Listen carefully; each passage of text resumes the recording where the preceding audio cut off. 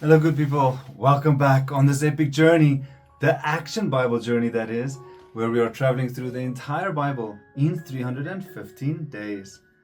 Today, we are on day 81, and the title for today's summary is The Fire on the Mountain and the Gentle Whisper. So, today's summary is from 1 Kings 17 up to chapter 21, and we have a theme, and it is Divine Confrontation and Tender Restoration. Also, our 5-second theology that we can keep in the back of our heads, it says, God's power is seen in the fire of confrontation, but his heart is heard in the whisper of restoration. So then with that, let's read the summary together. Out of nowhere, the prophet Elijah the Tishbite bursts into the royal courts of King Ahab, and without introduction, he delivers a message that strikes at the heart of the nation state-sponsored idolatry. There will be no dew or rain except at his word. This is a direct challenge to Baal, the storm god believed to control the weather. Elijah then disappears to the Kerith ravine, where God sustains him through ravens. When the brook dries up, God sends him to a widow in Zarephath. She risks her last meal to feed him, and God miraculously multiplies her flour and oil. Later, when her son dies, Elijah prays and the boy is resurrected, proving that Yahweh is the God of life.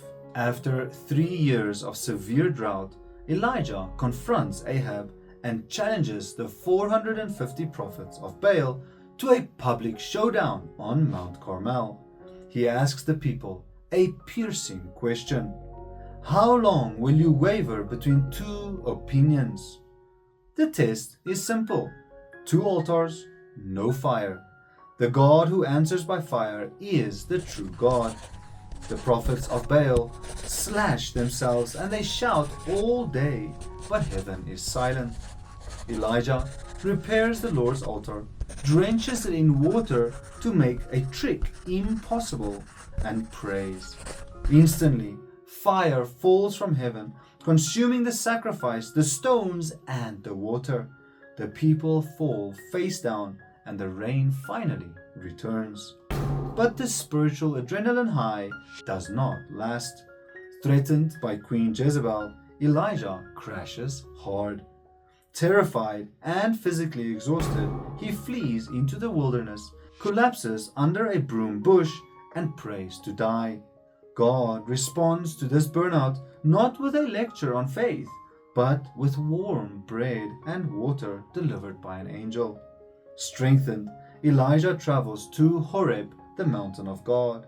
A great wind tears the rocks apart, and an earthquake shakes the foundations, and a fire rages, but the Lord is not in them. Finally, there comes a gentle whisper. In the quiet, God gently corrects Elijah's sense of isolation, revealing that he has preserved 7,000 faithful Israelites.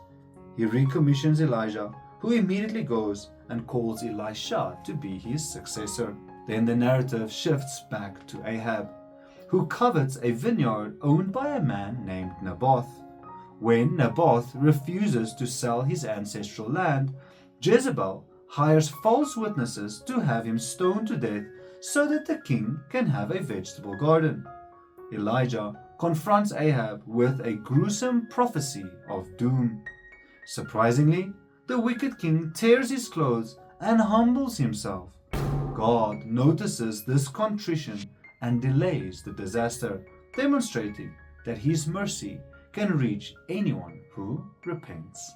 The key verse for today's reading is from 1 Kings 19, verse 12. After the earthquake came a fire, and after the fire came a gentle whisper. Then we have finished the summary reading here, and it's time for us to do that actionable reflection.